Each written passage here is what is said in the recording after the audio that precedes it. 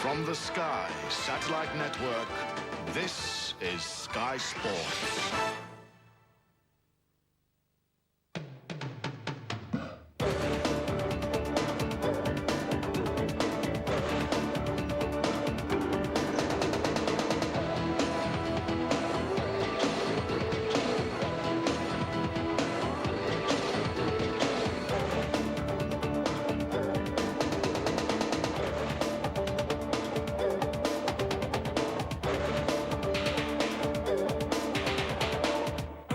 Most important meeting rugby league has ever held. That's what they're calling today's gathering in Wigan as the game attempts to frame its future. Ellery steps into the breach. Hanley, the player, now the coach. He's the board's unanimous choice to succeed Malcolm Reilly. This is the shape of the future at Huddersfield, a brand new stadium for the town where the game was born. And three legends from the past gather as the 14th edition of Rugby League's Bible is launched. Yes, it has been the most tumultuous week in Rugby League, hasn't it? And here we are again at Central Park, Wigan, for the second of the new series of Boots and All. We make no apologies for being here because it was at Central Park just yesterday that Ellery Hanley was named as the new Great Britain coach. And we shall be talking to Ellery Hanley a little bit later on in the programme. In fact, as we speak tonight, there is a meeting taking place right next door involving the 32 member clubs of the Rugby League that will decide the future for the way the game will go into the next century. Though approaching its centenary, the game remains played largely along what is known as the M62 corridor. Basically, too many clubs, too few supporters. The study talked about a possible Premier League, how the administration might be improved, on upgrading the facilities, and one highly contentious issue, the merging of neighbouring clubs. So the game looking to the future. In a moment, we shall be hearing from Maurice Lindsay, Chief Executive of the Rugby Football League. But Steve-O here has been casting his critical eye over all the proposals. Steve-O, what do you make of them? Well, I think the paper offers very strong recommendations to all the league's clubs. And I think that I, first of all, must congratulate the Rugby League board for doing something so quickly, because we are in dire straits. Well, you say that, but the game is perceived, particularly on Sky on a Friday night and a Sunday night, as being thriving and vibrant. It is, but that's on the paddock. I'm afraid that we have a lot of problems off it, and I think that they've got to do something quickly, and I think what they're trying to push for is that clubs have to merge. Well, you talk about mergers, but what do you say to the chairman of a club like Highfield, who only just survived by the skin of his teeth 2 years ago? Look, for too long we've been allowing the tail to wag the dog. We cannot do that anymore. We must do something very drastic. And I'm afraid if a few clubs have to go by the wayside, then I'm afraid so be it. All for the better of Rugby League. Well, that's Steve-O's view. Now let's pick up what Maurice Lindsay, Chief Executive of the Rugby League, has to say about this document, Framing the Future. We've actually put the confirmed facts offered by the clubs themselves through the market research that we had done for the past year, put it in front of them professionally and clearly. And I think it does suggest to them that unless we do something about the present way that we administer our game, then perhaps there isn't a really attractive future for us. You did say when you took office at Chapeltown Road that you thought the game might have to contract before it expanded again. Is that the case with this? I've always felt that. That doesn't mean to say that clubs disappear. What I simply wanted to try and explain to clubs was that years ago we sprang up in various villages and towns as a recreational pursuit, and those clubs who were playing for fun half a century ago became professional clubs, and indeed are still professional clubs. But they are limited in the amount of customers that they can attract to pay, because they might be right next door to another club. And perhaps the money that they're spending is greater than the money that they can possibly generate from income, either off the field or through the turnstiles. And so that the financial pressures that they've got will always be there. So we are asking them to take a look at themselves and see if there is a way that we can perhaps change our structure to enable us to go on to better things. So plenty of talk about events off the field. What about on the field of play? Over 50 tries scored this weekend in the Stones Bidder Championship. Here now, the best of them. This is the stand-off Alex Green. Slips a good pass to Jackson. Jackson slips the ball inside to Carlisle. Carlisle gets the ball away to Dave Evans. Has Evans got the legs? He has! That's what they've come for to Tattersfield. Dave Evans. 13 tries last season, and Evans gets this big league campaign at Tattersfield off to the best possible start. Here's Jamie Bloom from the dummy half. Bloom going to stretch out the arm and try! Jamie Bloom, the South African. Try for Doncaster, try number 2, and they go wild. McCurry, Wakaru's opposite number, just brings him down. So close, so close. He's in, Bloom! Jamie Bloom catches witness goal. They're on the brink of rewriting history here tonight. They have to stem attacks like this, though. Darren Wright has strolled in. Darren Wright brings a hush to Tattersfield. Alex Green. Oh, lovely run from Green. He has support, but I don't think Alex Green's going to need him. That's the try that puts Doncaster top of the tree tonight. Alex Green shot away from the base of the scrum. There was no danger.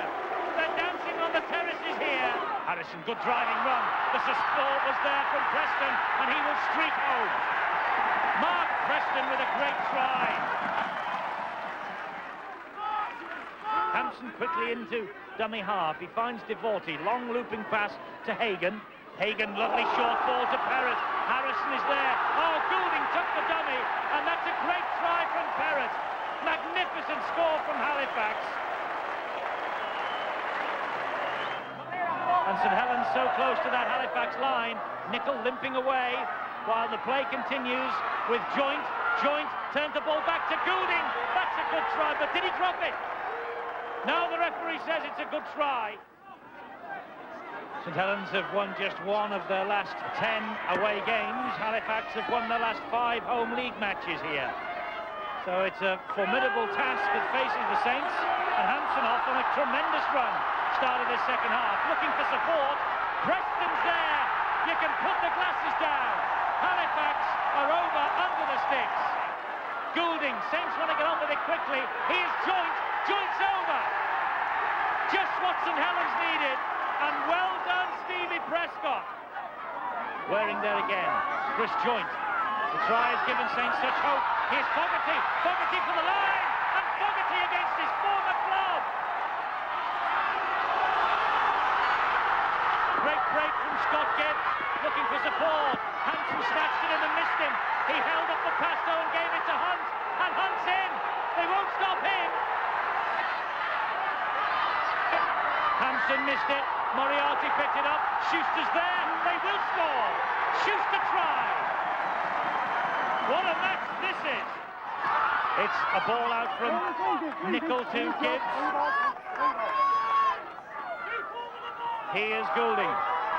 Goulding darting for the line. Goulding puts the icing on top of the Saints' cake. The champions are a formidable force, though. An easy win against the Eagles. Phil Clark returned from injury and combined with Dennis Betts to create one of Martin Afaya's 3. Sean Edwards also grabbed a hat-trick. Bradford remain a threat, and Paul Newlove looks in Ashes winning form. The big centre was a hat-trick hero too against Oldham. This was his best. It's Warrington, though, who went top of the table with the win over Wakefield. Slick hands on show here as 5 players combined to produce the opening for the Welshman, Alan Bateman. Don't discount Castleford either. Workington in contention at half-time eventually succumbed, and young winger Chris Smith scorched in for 2 tries at Weldon Road. Leeds, after their great escape at Workington, had too much power for Featherstone. Paul Cook with one of 6 Leeds tries in front of almost 12,500 at Headingley. It was a high-scoring affair at the Willows, 5 tries to each side. Welshman David Young blasting over to keep the Red Devils on course for victory. Results now: Bradford 36, Oldham 14, Castleford 26, Workington 14. Doncaster 21, Widnes 6, Halifax 22, St Helens 30, Leeds 36, Featherstone 14, Salford 33, Hull 28, Warrington 31, Wakefield 10, Wigan 40, Sheffield 16. Warrington then lead the First Division table by a point from Bradford, Wigan, Leeds and Castleford and Doncaster, who all have their 100% record intact. Down at the bottom, Workington, Widnes, Featherstone, Oldham and Sheffield still search for their first points of the new season. Division 2 wins here for Batley, Huddersfield, Hulkingston Rovers, Hunslet over the Broncos, Keighley, Rydale York Easley and Whitehaven against Lee. Top of the table, Hulkingston Rovers relegated last season, 100%ers with Keighley and Batley. Down at the bottom, clubs here searching for their first win, Highfield, Barrow, Carlisle and Bramley. Now to the Premier Division of the conference. Wins here for Saddleworth, Hemel Hempstead, Lee Miners, Mayfield, Woolston the champions over Dudley Hill, and Chorley and Egremont a thriller there. Eventually it went to Egremont. The first weekend of matches in the National Conference League. So another great weekend of action behind us then, and I wonder who Steve-O has chosen as his first player of the week for the brand new series of Boots and All. The name Sean Edwards strikes fear to opposition defences. Few men can claim to play with more passion or pride.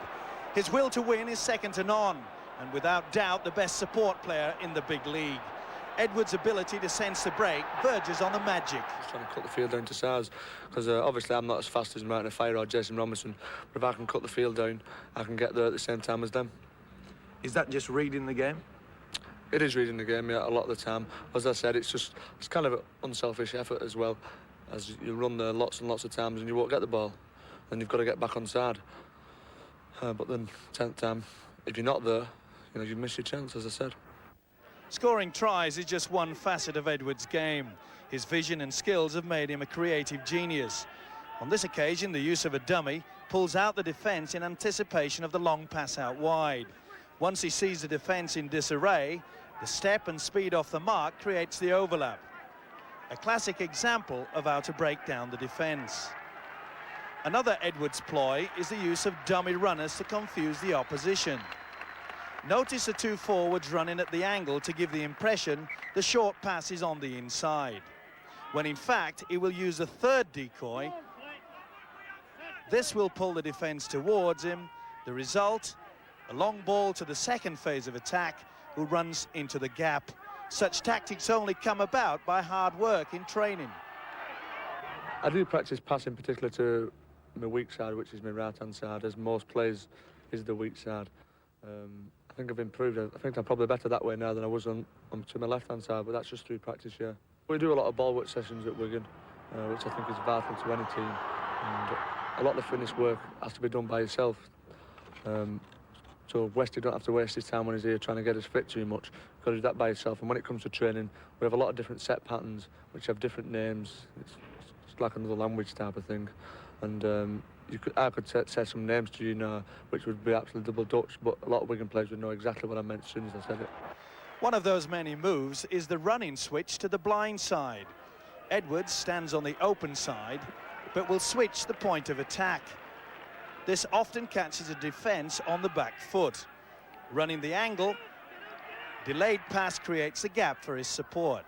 Add to this a fine kicking game, and you soon see why he's a target for the crunch tackles. In the past, such tactics often forced him to lose his cool, but not anymore. I think rugby league's a very physical game.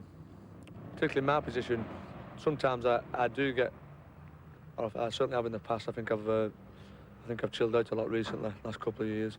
As in, I used to get caught in a lot of fights and get sent off quite a lot. I've tried to get that out of my game, and so I'm trying to play with my brains a bit more now as opposed to passion. I think it's a forward's job to play with more passion than me to use my brains. And that's exactly what's made him one of the league's all-time great players. A man who gives his opposition the ultimate in respect. Fear is a funny word. As some people think fear is that you're actually scared of them. I think if you don't fear every player on the opposition, that means you're not showing them any respect. And that means you don't fear that they could beat you in a tackle. You don't fear that they could make a fool of you if your concentration level wasn't high. So I have to say that in a funny kind of way, you've got to fear every one of the opposition players. Coming up, we hear from the new man in control of Great Britain's Ashes hopes. Ellery Hanley speaks to Boots and All at last. Plus, we visit the brand new stadium at Huddersfield that the Fartowners now call home.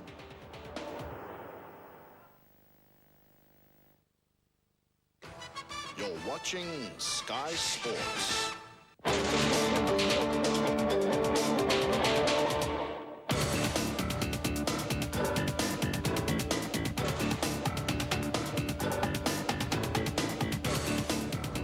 In the birthplace of rugby league, a famous club is reborn. The £15 million Sir Alfred McAlpine Stadium is a far cry from Fartown, Huddersfield's former home.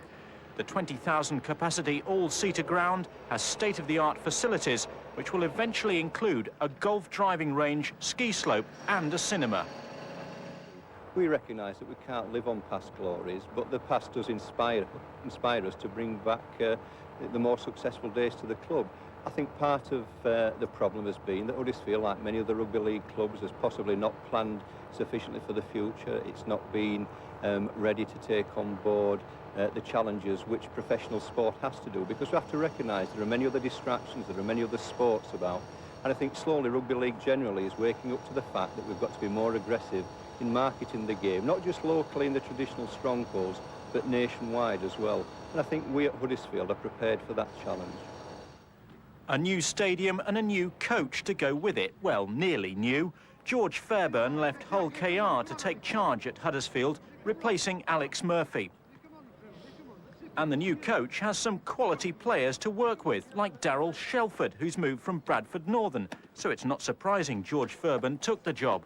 What was the attraction of the job? Was this one of the attractions? Yes, it was one of the attractions, but obviously the main attraction was the club itself was starting from afresh. There was a new board takeover, and I as a new coach was coming in, taking over, and then obviously the new stadium. And the way forward that the directors wanted to go and where they want to be is very encouraging. Where do you want to be? What are your goals for Huddersfield? Obviously Huddersfield finished 5th in the league last year, and the potential they've got here, and with the players I've fetched in through the pre-season, I think we can go a step further, and hopefully we're looking for Division 1. But Huddersfield made a bad start to their promotion campaign, losing their opening game at Batley. So on Sunday they were determined to provide a spectacular performance on their debut in their spectacular new home. And that's what they did against Barrow. A great try involving new recruits Greg Austin and Brimmer Kebby. That was typical of a confident performance as Huddersfield took full advantage of the wide-open spaces. Greg Austin was signed from Keighley during the close season, and he certainly made Huddersfield tick. Barrow did manage to keep in touch, courtesy of a Huddersfield slip which won't have pleased their coach, Phil Everett, capitalising on a loose pass to kick ahead and score. But George Fairbairn's side look a potent force in attack, as this try demonstrated. Shelford and Kebby, the new boys, combining with old boys like Neil Flanagan and Ian Thomas for the best of the 10 tries that Huddersfield ran in.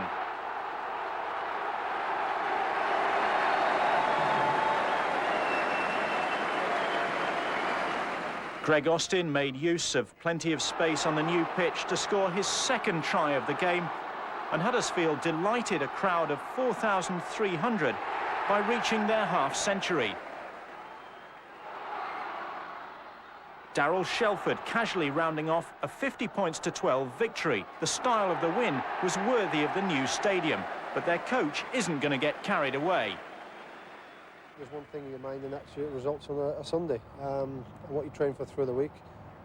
And obviously it is nice coming here, and you often feel you've got to play the type of football that suits the place, but you've got to play the football your team's capable of playing.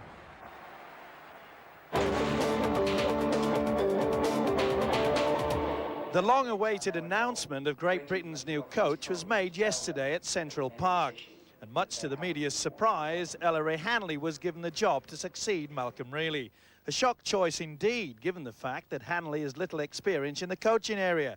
But it did pose the question, will the new Great Britain coach play in the Ashes series? Well, you know, I think that there's plenty of staff and plenty of personnel around in Phil Clark, and we've got some great players like Chris Joynt and so forth, who are more than equal of myself, and I think that they can wear the jersey with great pride if they're selected and their form's good.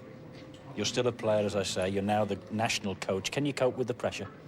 I've always had pressure all my life, and it's something I've always lived with, and I always take everything in my stride anyway. I must say it's a pleasure to see you actually in the focus of the lens.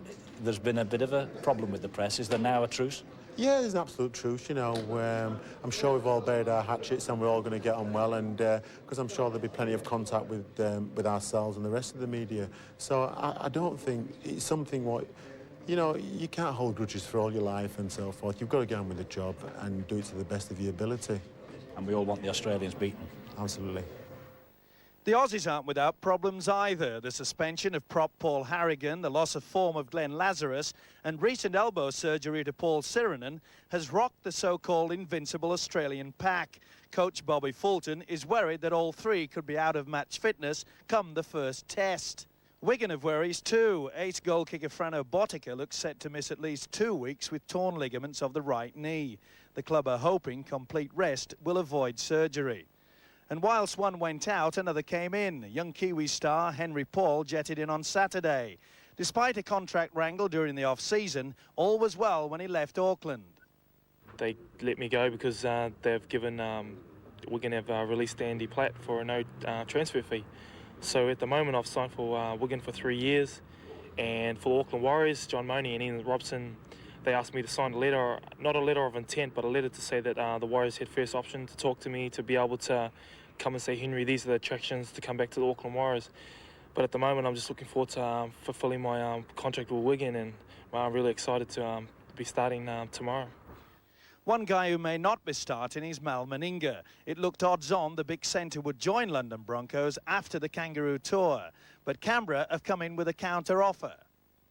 From one international captain to another, Gary Schofield's hoping for the nod from his Leeds teammate Ellery Hanley for the Ashes series. Schofield started the season at standoff for his club, having filled the role with distinction for England and Great Britain on no fewer than 44 occasions. And on the eve of another series against the old enemy, Schofield talked with me about his career in the game. Rugby league's always been your life, hasn't it? Did you never ever think that you might do something else? Not really, no. I started playing rugby league as an 8-year-old, and as I say, once you start getting picked for representative side, like your Hunslet schools and like your Yorkshire schools at 12 and 13, and I decided I want to be a professional rugby league player, and I always wanted to play for Leeds. I wanted to, you know, be another Les Dill, to tell you the truth, and you know, Sid Hines was there, and I say Holmesy, of course, and yeah, I always wanted to play for Leeds, but I made an ambition of mine, and I wanted to be a professional rugby league player, and I dedicate myself, you know, to that. And rugby league is my life. You know, I love the game through and through, and if I can promote the game as much as possible, what I can do to try and get people recognise that there's a game up here, it's not just football or rugby union or cricket, then Gary Scovey's going to help in that way. I think it's a major problem for you, the fact that you didn't have a settled position last season, other than scrum half towards the end of it. I mean, you seem to have been messed around a little bit at Leeds. Is that fair to say? I think people would say, you know, being messed around, but as I say, I can't play, is, I suppose, an ambition in, you know, in maybe 12 months, 2 years' time, going to lose forward, but I can't go to lose forward with Ellery Hanley still there and still playing out of his skin. Gary Mercer, he can play loose forward, so the loose forward berth's out of it, and my other position, Eddie, really, is stand off. Okay, some people may say, well, I'm still a centre, but, you know, I have, you know, maybe people will say that I've lost a couple of yards in pace, I'm not a centre, but I say stand-off is my sport. I've been there since 1989, and I don't think I've let Leeds down being a stand-off, and I don't think I've let Great Britain down being a stand-off. But again, I don't rest on history. I've got to make sure that form is on the board to be picked for the John Smith Test Series, I say, coming up in October. I just wonder how you'll feel then if you're not playing six for Leeds and consequently you're not then picked for Great Britain. Well, at the moment, I have started out at 6, and I say hopefully I'm going to put form on the board. But to tell you the truth, Eddie, if I don't get picked, you know, for Great Britain, I'll be gutted, you know, to tell you the truth. From my personal point of view, I've got a record to try and chase in Mick Sullivan, which I need 2 to equal that record and 3 to beat it. But I'm not thinking about not being picked, to tell you the truth. But if I don't get picked, then, as I say, I'll be absolutely gutted, and who knows, the confidence may go. But at the moment, I'm optimistic that I will be selected at number 6 for Leeds, and also to leading Great Britain out come October the 22nd. Do you have any regrets at all? No regrets whatsoever. No, and as I say, I wouldn't change a thing in my career and what I've done. If somebody had said to me, Eddie, when I started out as an 18-year-old at Hull, that after 11 years in the game, that you've played 44 times for Great Britain, you've captained them 13 times, you've been on 4 tours, then I would say, well, you know, I think you just pulling my leg a little bit here. But I say that was a drive and ambition that I had in myself, that I wanted to make it to the top. And, you know, I've achieved that. But also, too, there's been many players who have helped me. You know, there's been David Topless at Hull, Lee Crooks, Peter Sterling. Ellery Hanley at international level, Malcolm Real as a coach, Arthur Bunting, who gave me my first chance, Frank Stanton when I played for Balmain.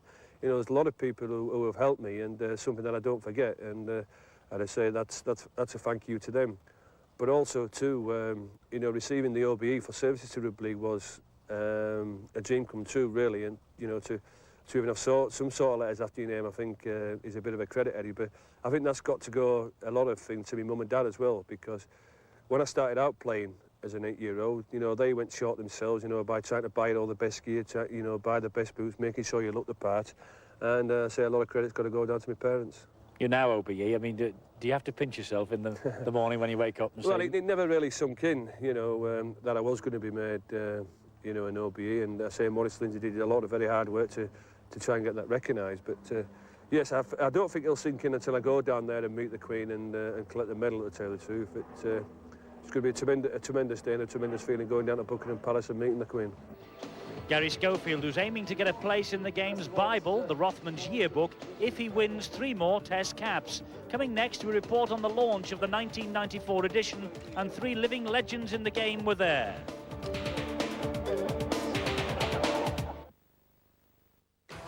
You're watching Sky Sports.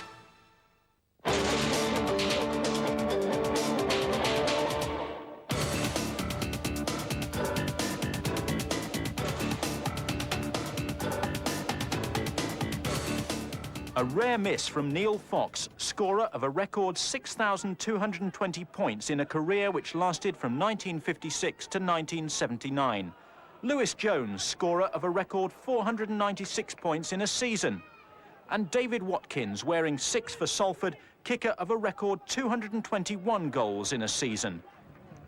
The 3 record breakers were brought together last week at Alton Hall Hotel near Leeds, where they were greeted by Dennis the doorman, who bears a striking resemblance to Lewis Jones. How are you, Dennis? Well, looking in the mirror again. The occasion was the launch of the latest edition of the Rothmans Rugby League yearbook. Current players like St John Ellis and Lee Crooks were there with the record breakers, men whose achievements may never be beaten. Well, records are there to be broken. My particular case is I played such a long time that someone's got to play, you know, nearly 20 years to break my record, probably. It's a little bit different to Lewis and both David. Mine's the, you know, an all-time one, you know, which I played a long, long time. Given the way the game is now, do you think it's possible that anybody will ever break that? No, I think it's a bit too physical now, a lot faster. And no one will play over 20 years. We've got Jeff Gresham playing at present, but you've got to play around about 20 years to probably come near it. If Frano Botica kept on and playing with Wigan for another 8 or 9 years, yeah, he'll be very close to it, would Frano. Lewis Jones's points in a season record was almost beaten by David Watkins. He's just 3 points behind him. I'm glad to have played in the 50s, to be honest, because we don't have the characters like we all talk about Brian Bevan and Boston and people like this. You don't have the characters like that anymore. Whether they would last in this game, I don't know, because they would be honed to such a physical pitch that, you know, I really don't know. A bloke like Boston possibly would be awesome. Are there any players today that still take your fancy? Well, you don't know, because the character's gone out of the game. You know, you don't have the characters anymore. It's a game that's played by numbers, as I say, and it's so stereotyped. You know, we didn't used to have, Dave, did we used to have any game plans or anything like this? Or, to win? No, to win. No, that's to win. Yes, because and of course, if we didn't play, we didn't get paid. The whole setup has changed. You see. Is that a view you agree with, David? Well, it has changed a lot now. I mean, it's the 20th century gone wild, but I mean, he's quite right. It is a fitter, faster game, and Neil has hit the nail on the head, quite frankly. You have to play an awful long time, and one wonders at the pace of the game, the strength of the game, and the physical prowess of people these days now, 5 or 6 years at the top, is about all they can muster, because the demands are great and it takes a lot out of people. And do you think artistry has been sacrificed to cope with that sort of pressure? Well, there were a lot of great players, you know. I mean, in both codes of rugby, the same thing has happened, I suppose. It's rather difficult, but it's changed so dramatically. I mean, people put far more time into it now than we did. It was merely a sport and a pastime. And he's quite right. There were no game plans. Coaches were really your best mates, and you just hope that they picked you from one week to another. And but players played, and they played well, and it was all off the cuff type of stuff. And that was exciting, I suppose. People were more inventive because they had to think for themselves. But there are still one or two players who can produce the unexpected, and who knows, may just rewrite the record books. Competition time now on Boots and All. Remember, on this new series, we're asking you to tell us what Steve-O said in the bit of commentary that we've bleeped out. Steve-O, what did you say last week? Simple, wooden tops. And the winner? Delving deeply into the winning entries is Kelly Ann Proudlove of Blackbrook St Helens. Congratulations, Kelly. Kelly, you will win a John Smith's replica jersey of the Great Britain team. Well done to you. New coach, new jersey. Steve-O, what did you say this week?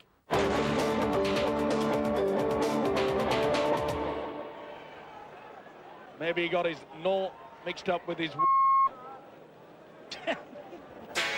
Well, he baffles me every week, but if you do think you know what he said, here's the address to send your entry. Boots and All, Sky Sports, P.O. Box 6, Grant Way, Isleworth, Middlesex, TW75QQ. It's Steve-O Says, and it could win you that John Smith's replica Great Britain jersey. And don't forget to keep those letters coming to us for the tackle bag. We shall be delving into the tackle bag this time next week on Boots and All. The address, the usual one for your letters. Well, here's hoping that the big league terraces will be packed to capacity for the action to come this weekend. Remember, on Sky, Friday night, it's Wakefield, Trinity, Bradford, Northern, and on Sunday, Doncaster against Leeds. We look ahead to the two matches now briefly. Steve-O, first of all, Wakefield and Bradford, and Paul Newlove is going like an electric train.